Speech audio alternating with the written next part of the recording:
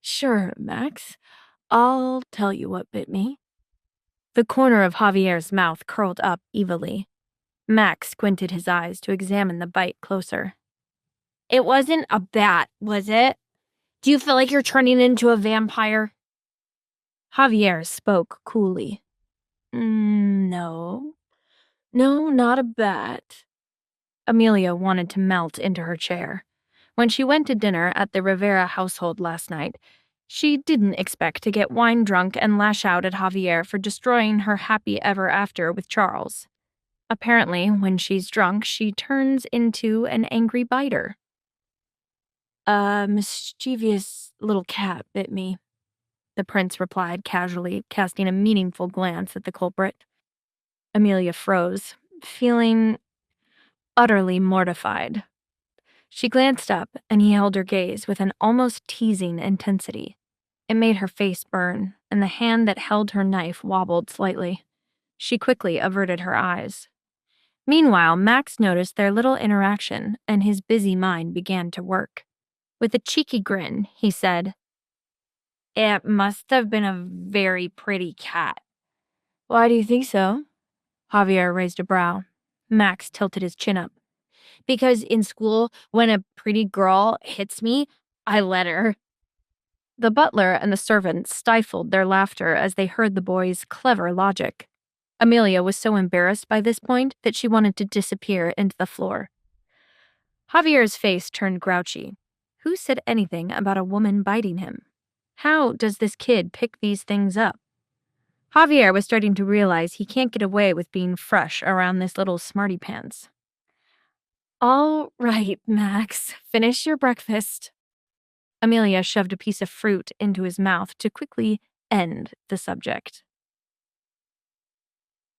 Later that day, at the Council of Foreign Affairs, Amelia was busy working when she received a call from her grandmother, Martha.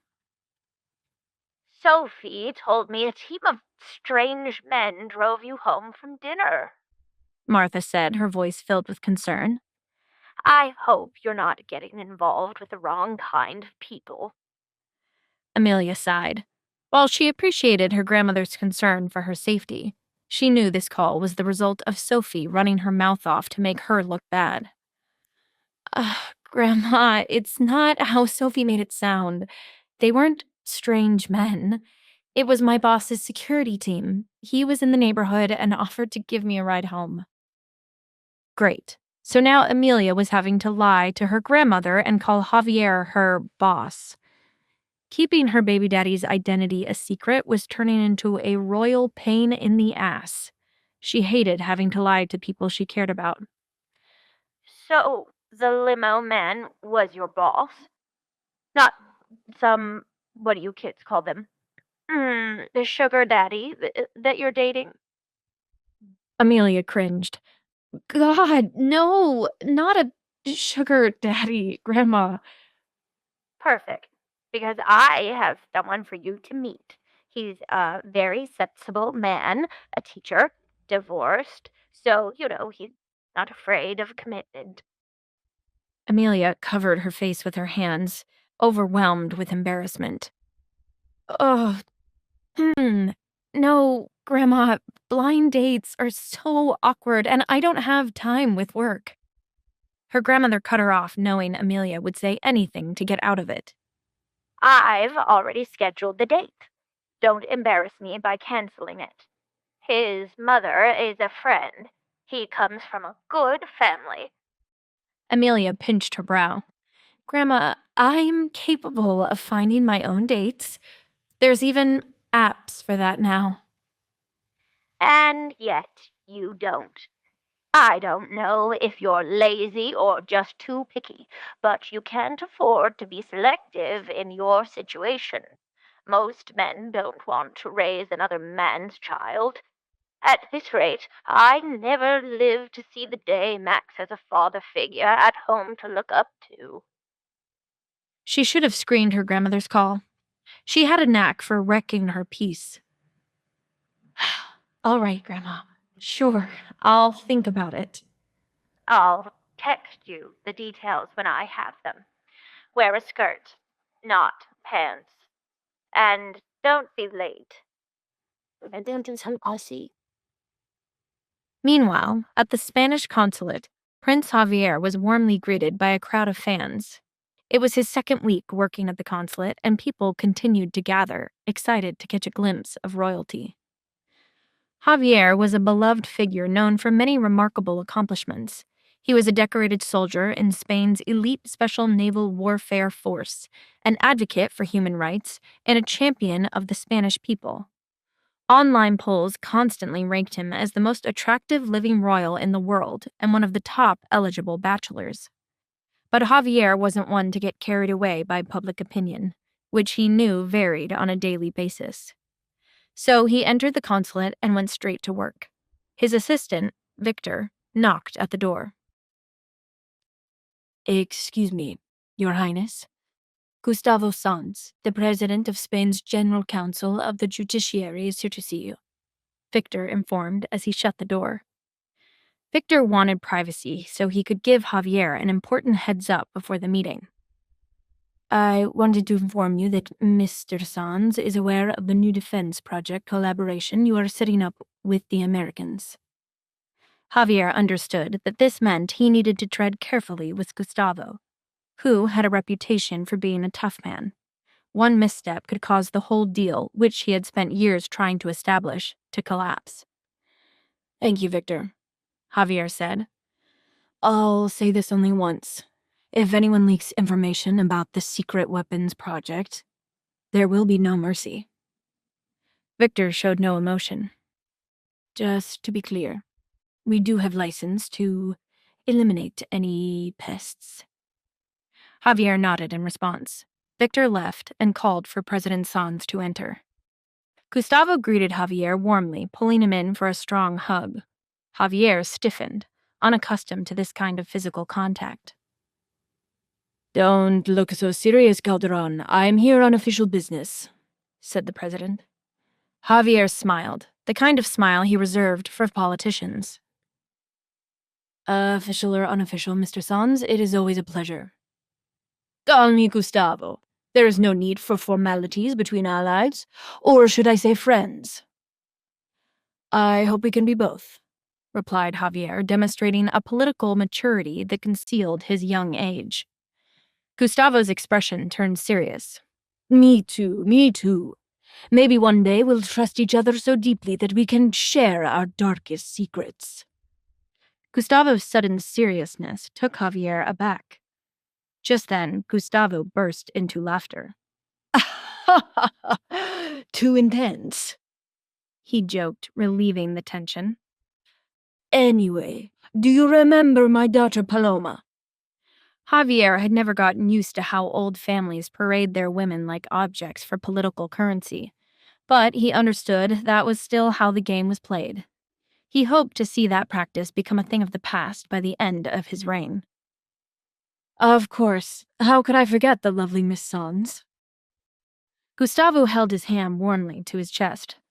I come to you because she is in town and has been singing your praises. I wondered if you would be willing to meet up with her. It's been so long since you two last saw each other. She's since grown into a fine young woman, cultured, well-traveled, and rather keen on challenging you to a game of chess. Javier gave another cordial smile. You don't have to sell me on your daughter, Mr. President. I mean Gustavo, Javier replied. Tell Miss Sanz I would be honored to play a match with her. I also hope she will appreciate this gift from my royal family. Javier produced a rare wine from his family's vineyard. Gustavo was impressed. Ah, the best year of the finest wine our country has ever produced. If Paloma opens it without me, she will be disinherited, he joked. Javier was not finished with his efforts to demonstrate his intentions to his potential ally.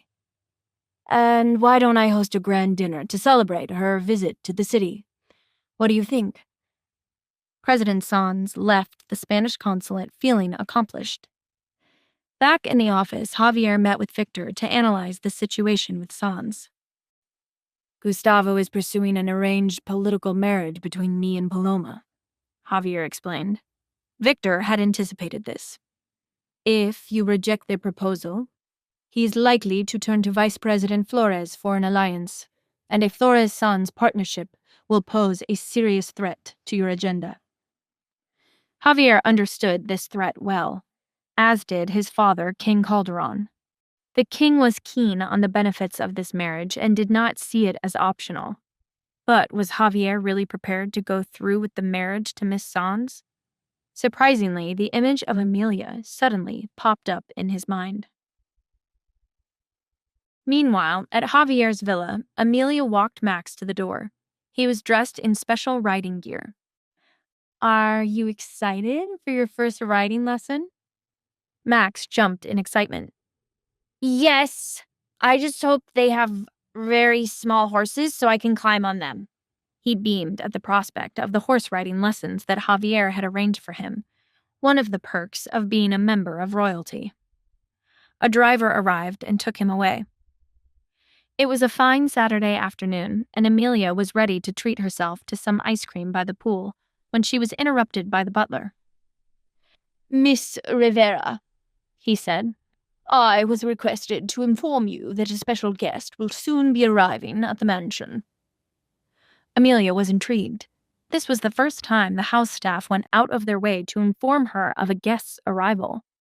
Could this be someone special?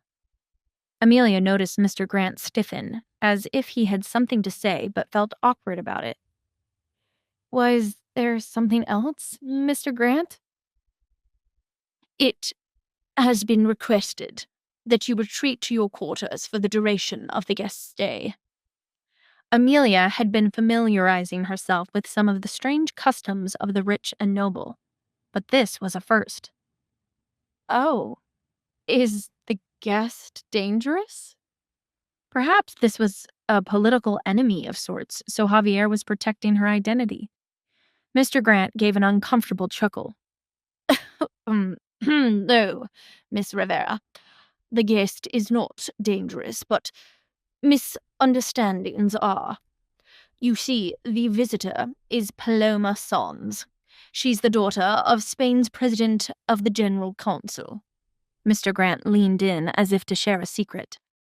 And likely to become the future princess.